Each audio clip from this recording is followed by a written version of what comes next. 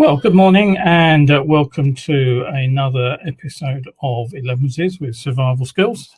I'm Kevin Williams, and what we're doing this morning is having a chat about riding in the dark weather that is coming up, the dark winter nights, which are almost upon us. I'll also just be running quickly through the latest COVID-19 news, which I'm sure you're bored witless with hearing, but the restrictions have changed yet again, so it's just as well to be updated on them. Okay, so Better Biking Special, riding in the dark as the clocks go back. Well, what have I got to tell you? Let's start with the obvious stuff, really. We'll look into the advice in three categories. We'll be looking at basically seeing, being seen, and then covering some defensive riding techniques. So let's think about the first most obvious measure. Well, it's fairly simple. It's fitting a new visor. You'll be amazed at the difference that taking out all those tiny invisible scratches that have accumulated over the course of the summer weather in the dry and the daytime, how much difference it all makes. If you put a new visor on instead of a scratch visor, your nighttime vision increases out of all recognition. It really does.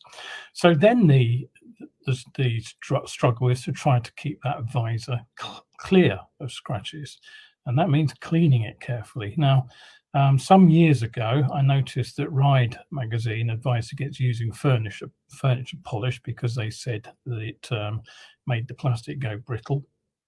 Well, I can honestly say that I have been using Mr. Sheen furniture polish for about 20 years. I took the advice of an RI helmet technician, a chap called Peter Gidman, who worked with the top MotoGP and World Superbike riders when they came over here. He serviced all their helmets, and he used Mr. Sheen polish to coat their visors. So if it was good enough for him, I'm afraid it's good enough for me too. I've used it for years, and I've never had any problems with it.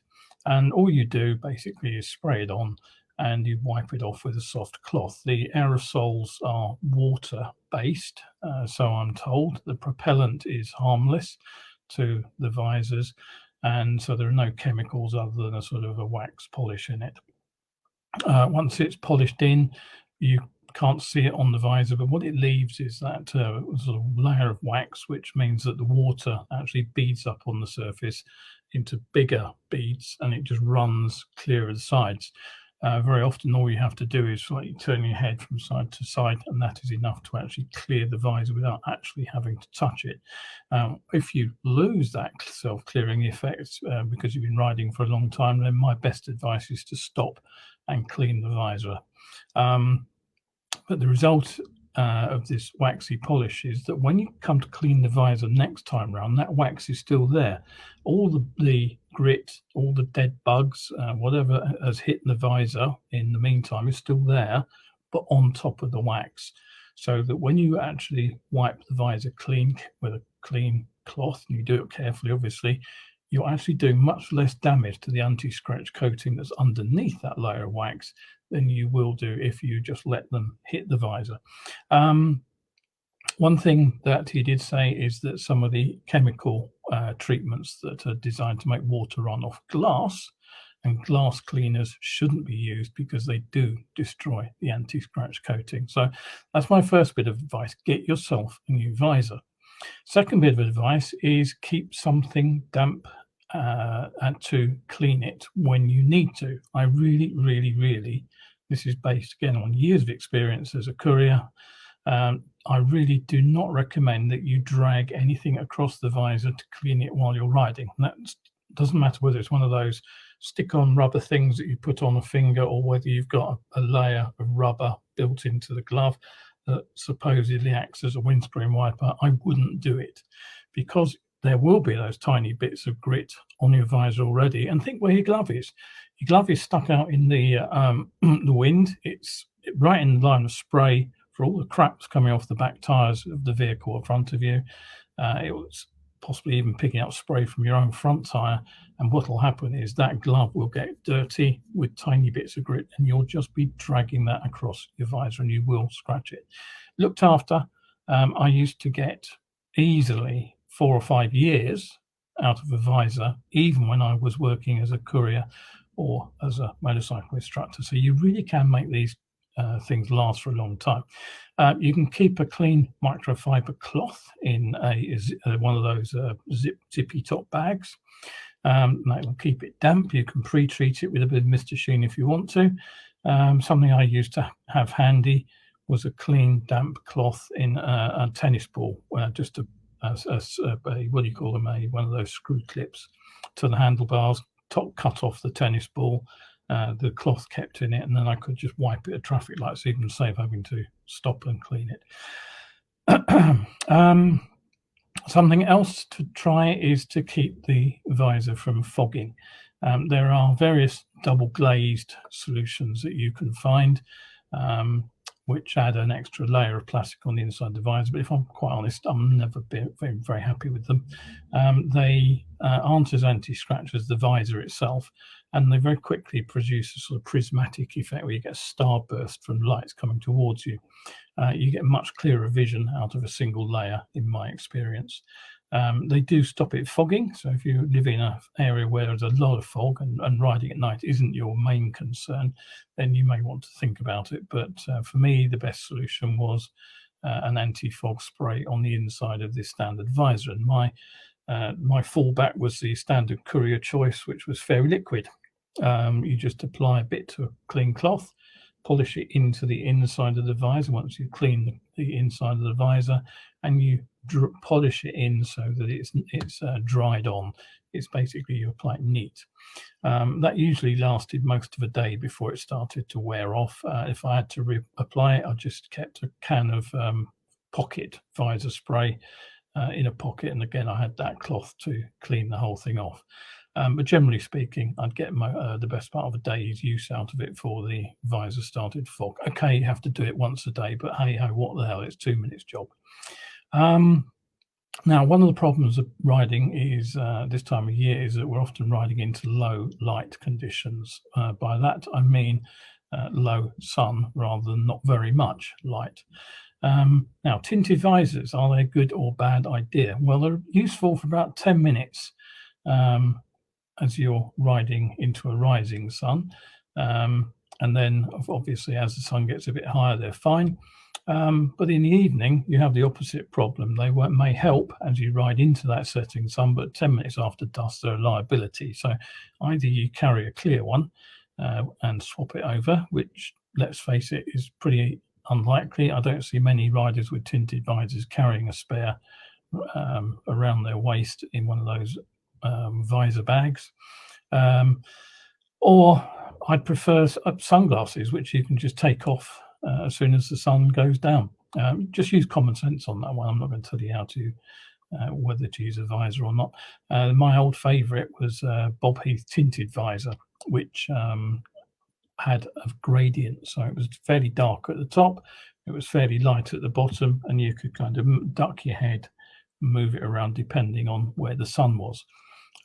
There's a sort of budget version of that, which is literally just to put a strip of black tape across the topmost bit of your visor, not so low that it cuts off your vision, but low enough that you can use it to block out the sun if you need, just like a sort of sun strip in a car.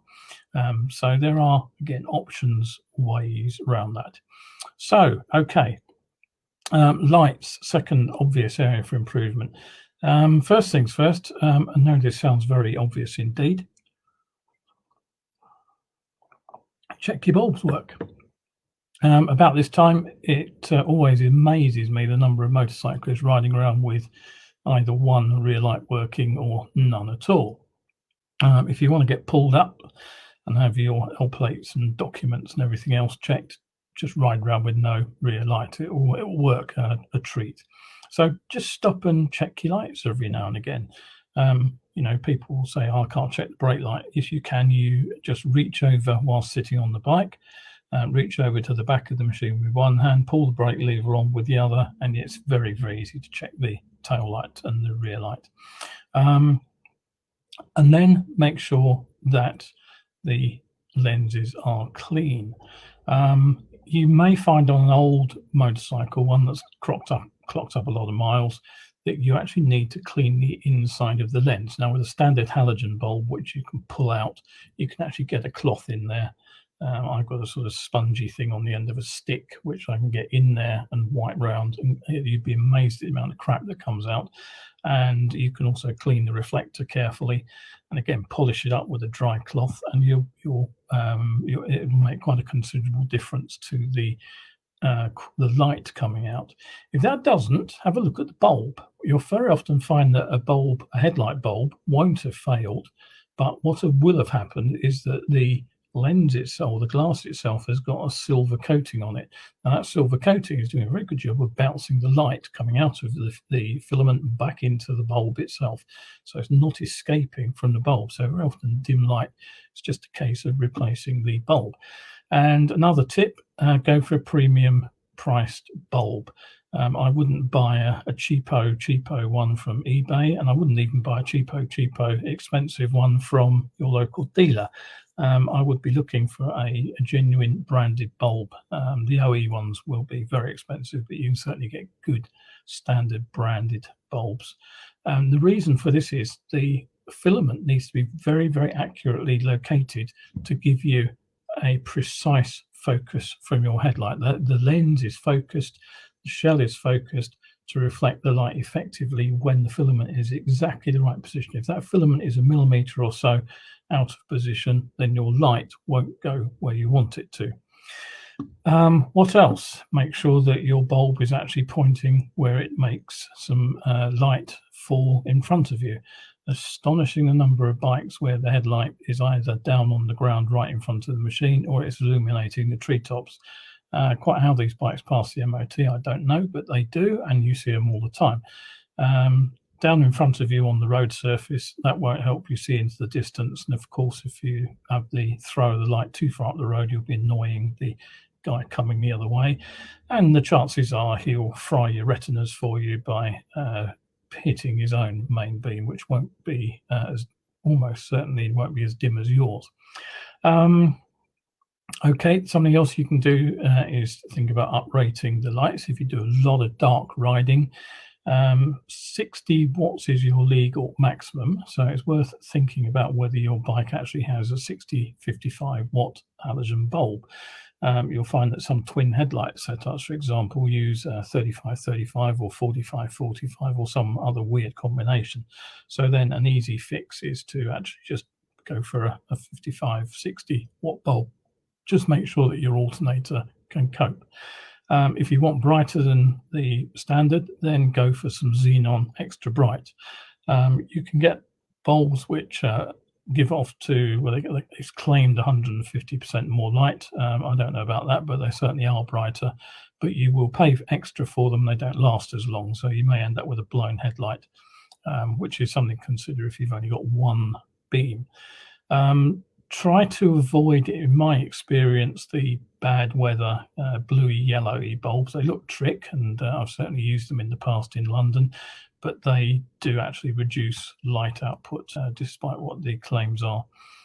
Anything else? If you've got non-standard 12-volt fitments, you can find suppliers which will supply you with halogen bulbs for all sorts of weird shapes and sizes of bulbs.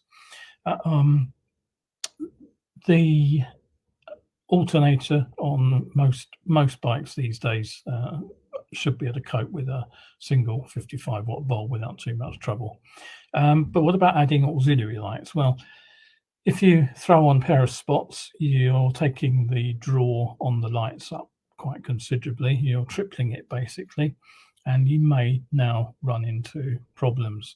You may not have the alternator power to power them full time, which means if you go on a long run and you're using all your supplementary lights, you could end up with a flat battery. You could end up with no sparks. You may end up grinding to a halt. The other problem is, how do you wire them in? You'll almost certainly need to use a relay. Now, they're not difficult to set up, but what a lot of people try to do is just wire them straight through the standard headlight circuit.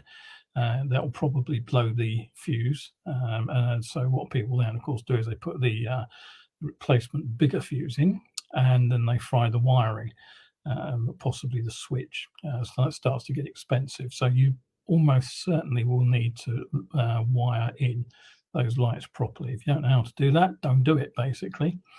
Okay, what else? Not being seen. I'm not going to go into great detail on this because this is mostly in the Science of Being Seen project already. You can either browse the Science of Being Seen website over on WordPress. You can find that easily with Google, or you can buy the SOBS book. Yeah, that's available from my Lulu site, or you can go for the ebook on my Coffee page. Now, Hi-Vis Clothing, any light color is high-vis at night, but make sure it's visible.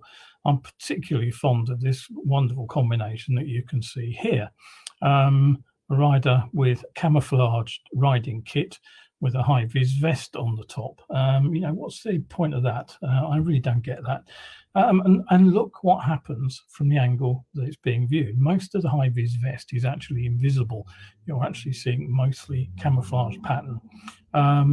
They look good from square-on positions, but the minute you get into a bit of an angle, most vests and the high-vis belts, I'll have to say as well, are pretty damn useless. My brother won't take my advice either. This is us on holiday in the Pyrenees a couple of years ago. Nice bright sunny day, and you'll notice he's got his Triumph branded jacket on, although he's now got a BMW. But also notice that he's got a very large steel box on the back of the bike, which does a damn good job of covering up just about the entire jacket. So think what can be seen from where. Also think about what you're showing people. If you're showing them blocks of color or patches or stripes or zigzags or anything else, it doesn't shout human being at them. The big plus of a jacket like that one is it's a recognizable human torso. So get something with arms. Not only is it easily recognized as belonging to a person, but those arms, if you think about them, they also show up around those bodywork issues and from angles other than square on that I just talked about.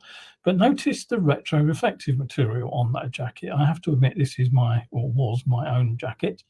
It's now been retired as A, non-waterproof, and B, the zips just failed, so I just got a new replacement.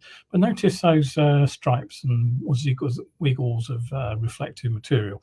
They are pretty damn useless for two reasons. First of all, the patterns are not identifiable as belonging to anything in particular, but also they're far too high up. You think about what most drivers are using in an urban environment in terms of lights on their own vehicle, and the answer is pretty damned obvious. It's a dipped beam. And there's a dipped beam falling on some retroreflective material, and look which bit's actually glowing in the dark. It's certainly not the high-vis vest up on my shoulders when I was filmed for that particular little video. The patches that are showing up are actually down at floor level, down by my ankles, as is the rear number plate as it happens. So good idea to keep the number plate clean as well.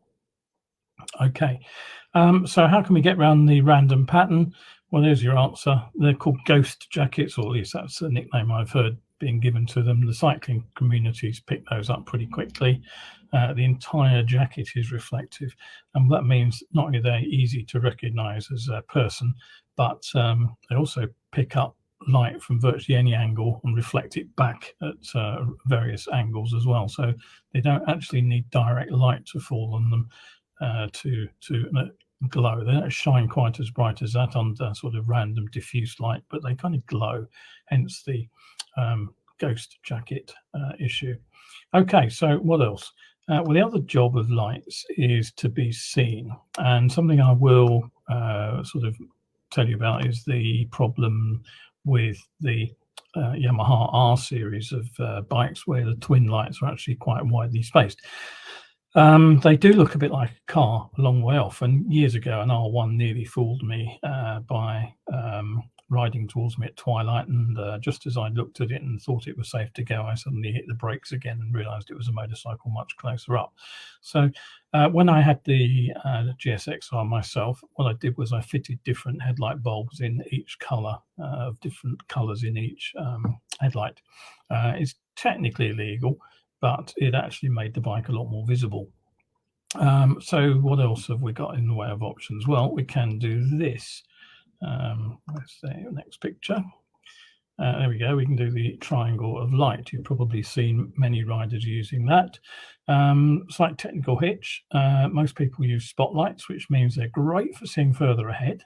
They're great for being seen at long distance. What they are not very good at, as you can see from this picture, is being seen from an angle, which is exactly, of course, where a waiting driver might be sitting at a junction, just as he's about to make the looked but not see error.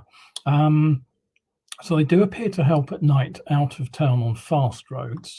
And they do have one other benefit. They help motorcycles be detected as motorcycles in urban traffic, something that single lights sort of kind of achieve, but the three light system does seem to work as well.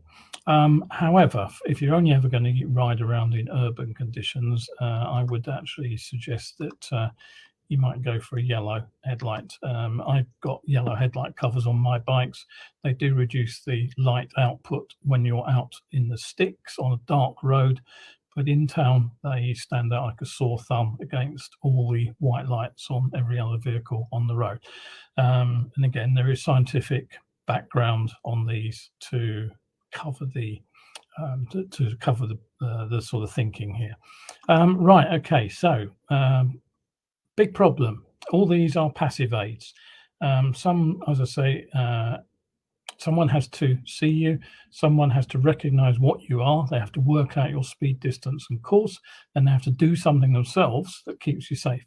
And relying on passive aids like this is a strategy that's put many bikers into hospital, and it's put some into the morgue as well. So whatever you ride, don't assume the other guy has seen you. And in particular, forget the concept of eye contact.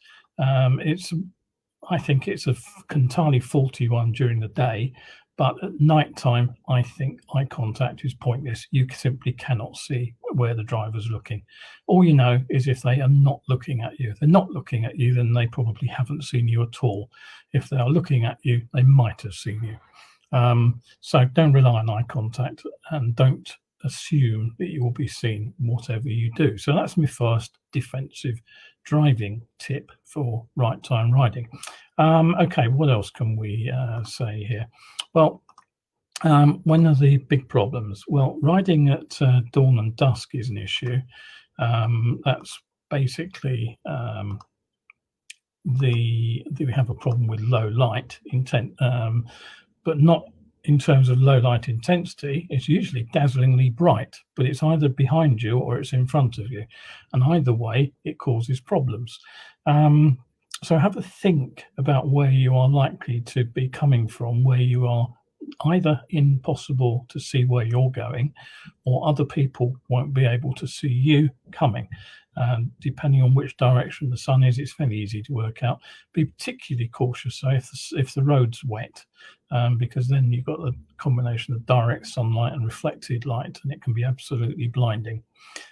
Just after the sun's gone down, that can be a very difficult time to see where you're going, and again to be seen by other road users, because now the light is low intensity in front of you, but the sky is still actually quite bright. So our eyes adjust to the light intensity of the sky, not our surroundings. So it's very difficult to pick things up. Shadows become very difficult to see contrasts and colours, and it's very easy to miss motorcycles and things. So, okay, what can we do about riding? Well, we can think about where the road goes, get a general overview of what's going to happen as soon as you can. If there's headlights coming towards you, then we'd want to dip our own headlights to see, so as not to dazzle the other driver. But that does assume that we actually have them on main beam. Now, if we haven't used main beam, we've lost the advantage of that long view when the other vehicle's headlights come towards us, and whether they're dipped or not, they will still reduce our vision. Try to avoid looking into headlights. It's never easy to avoid doing that. I tend to do it myself, but try to focus on looking down to your left, and then you've got a better idea where the road is. But as soon as that vehicle's passed, get those lights up again, and then you'll light up the road ahead. And the other big plus is that if you are on main beam, that'll be picked up by a driver coming the other way who's out of sight, who'll know you're there before he sees you, and that's obviously a benefit, but it also means he's most likely to dip his beams pretty damn promptly. If somebody doesn't dip their beams, what do? Well, you shouldn't really flash them, but most people do. Just make it a very quick flick of the lights just to let them know. One other tip: if you see a row of small lights appearing over the top of a crest, that's a truck coming towards you. Dip now, not when you see the headlights, because the driver's sitting way up there, way above his own headlights, and if you don't, you'll have dazzled him before you see his lights. Try not to brake hard approaching bends either, because the fork dive on the bike will make the headlamp disappear. That was particularly a problem when I rode big trailie bikes with long travel forks. I had to be really smooth on those. The other thing to remember is that as you turn into corners, the headlight beam, unless you are one of those lucky creatures with a self-leveling headlight, and that means virtually no one, the headlight beam will tip. It drops down towards the inside of the corner and lifts up towards the outside. So, of course, as you're going around a left-hander, that means you're dazzling oncoming drivers again. Most bikes do have a reasonable spread of lights, but every now and again you get some where the headlight is focused like a laser beam. My old CX500 was like that, and that did make some supplementary fog lights actually that spread the light quite useful when I was riding in the mountains. Keep your speed down. Don't make any assumptions about what's coming next. If you really, really do need an extra dose of headlight, you can usually hit the headlamp flasher while you're on dip beam. That'll just light the headlamp flasher, obviously, for a minute and light main beam, but don't do it for long because you'll melt the fuses.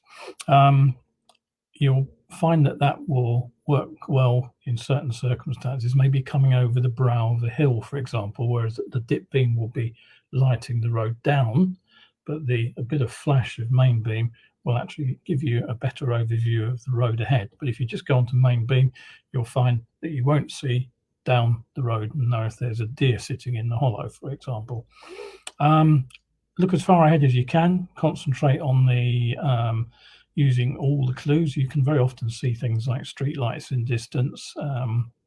Even when it's dark, it's very rarely pitch black, and you can usually get a clue where the road goes. You can usually pick up trees and hedgerows and things, but don't pay too much attention to them. Just use them as clues. What you can use are cat's eyes and reflector marker posts. Remember, the cat's eyes get closer together the closer you get to a hazard, just like the hazard line. In fact, check the highway code if you're not sure what I mean by that. You can also learn the differences between lanes and slip roads. Years ago, I exited stage left off of a dual carriageway when I didn't realise that the white line I'd crossed was a slip road. The markings were obviously different. The cat's eyes were different, but I didn't know that at the time, and I very nearly ran into the Armco barrier where the slip road suddenly turned left and I was expecting to go straight on. So watch out for that. Amber cat's eyes mark the right edge of any road. Red cat's eyes mark the left edge. That can help you orient yourself as well. green ones are where you can join or leave from a slip road. And coloured reflective marker posts are also useful. As you're heading down the road, what you'll find is coming towards you, as it were, on the other side of the road are white marker posts, and staying in front of you on the near side of the road, as it were, are red posts. So again, they can help you pick up the line of the road ahead. As I said, watch out for bus stops and things like that. Very easy to ride into those in poor light conditions. On bends, I would suggest that you drop the sort of wide advanced positioning around corners. The added benefit of seeing further ahead is pretty non-existent for the various reasons I've just suggested, but the danger of running out of road goes up dramatically. So if you're going to use any kind of positioning, I would tone it down to about the middle third of the lane and only move across the middle third of the lane, and not try to do the whole sort of advanced riding left-right thing. Watch out for the accelerate towards the vanishing point technique. The trouble with the limit point is you've no idea what's around it. A meter later could be anything. So we could easily find yourself accelerating into a decreasing radius corner just because it appears to open out a bit. Be cautious. A Ride article suggested turning into a corner early, saying that the headlight would light up the bend for you. The danger of that is if you turn in early, you're going to have to correct your line later in the corner to avoid running off the road. So I wouldn't recommend that. I would still go slow in, cautiously round, and reasonably cautiously out. And I would still use the deep in, late turn approach, even on a blind, dark corner. So if you think about it, it works on blind corners in the daytime, and dark corner is just a blind corner where you can't see because it's dark. Be cautious at junctions. Very often riders forget that they still need to be seen. Your light may be lighting the road up in front of you, but it may not be immediately obvious where it's coming from. So try not to hide yourself either, because again, if you're relying on lights and clothing to be seen, and there's a car in front of you and a car behind you, you're not in a great shape for drivers waiting to turn to spot you. Horn, you can cover the horn button. Some people think it's illegal to use it in a built-up area late at night, but in fact it's legal in an emergency. If people haven't spotted you, sound the horn. That might help them. And as I say, finally, if you really can't see what you're doing, get some light on the road. I would, at that point, if I've already been blinded by somebody else, or I've completely lost the plot as to where I'm going, I'll put the main beam on and try and light everything up. I'll use the headlamp flasher if I need to, just to put some extra light on the road. Don't forget, it's generally much easier to see out of a car than it is through a visor of a motorcycle. So, okay, there are hopefully a series of tips to help you on your way as the nights draw in. I'm sure some people will disagree with some of them. That's fine. If you've got some rational reasons for disagreeing, put them down in the comment stream. I'm more than happy for people to provide alternative points of view. As long as it gets a discussion going and gets people thinking, that's the most important thing. But right, okay, don't forget, I'm still available to do online training, as well as I'm offering my on-road courses still. All those will be running for the foreseeable future. That's a picture of my XJ6. Why is that there? I have no idea. Don't worry about that. That wasn't meant to be there. But yeah, drop me a line about training. I'm still here to help, or either online or on road. As I said last time out, we're now in Tier 2 in London, and that does allow work to continue. I have double checked. I now have the advice from the DIA, and they do say that rider training can continue. However, that is only in England. Once you are outside England, things have changed. Wales, for example, is going into a fire break lockdown on Friday. this week, Friday the 23rd, and that'll last till the 9th of November, which is a Monday. And everybody is being told to stay at home. Now, what that means is you can only leave your house to provide care or to buy food or medication. Travel holidays is not permitted, and you cannot travel unless you are a critical worker or in employment that cannot be carried out at home. No visiting friends, no socializing indoors, outdoors, even in parks. So basically, what does that mean for motorcyclists? Well, basically it means the rules are clear. Driving tests and driving lessons are being cancelled, and you must only use a motorcycle for essential travel and not for leisure. And if you're from outside Wales and fancy a trip on their empty roads, you must not enter. Absolutely not enter. The only trips are absolutely essential ones, which would include people crossing the border to work if you cannot do your job from home. But you are not allowed to visit family. You are not allowed to travel in for a holiday or to second homes, and you cannot ride in, therefore, on a ride out. That extends the restrictions that came in last Friday. Okay, right now, Scotland still allows general travel, but where the higher tiers of COVID rules are in operation, people are being encouraged not to travel outside those areas unless absolutely necessary, and visitors are not permitted. There are currently no rules against travelling to Scotland from England or vice versa, but it does say that if you are coming into Scotland from parts of England with higher restrictions, only travel if essential. And if you do go to Scotland, you will not be able to visit anybody at home, and you'll have to follow those social distancing rules. So, as I say, only essential journeys are suggested. So there we go. It's got more and more complicated, hasn't it, as the months have gone on. Not surprising, I suppose, with devolved national what's the word I'm looking for? Legislatures? Yeah, possibly that one will do. Right, so okay, we've had a bit of a longer run than usual this morning. So I hope you found the item on riding in the dark useful. Do feel free to hand that out to anybody else might be interested. Give them the link. It will go up on YouTube, and it'll go up on my Coffee page very shortly. There's the link for YouTube. If you want to find it over on Coffee, there's the link there. You can also add your support via Coffee from there. And we'll be back again on Wednesday, won't we? No, we won't. It's Wednesday today. We'll be back on Sunday. So again, once more, thank you for tuning in to watch this episode of Elevenses, and we'll catch you again soon. Bye.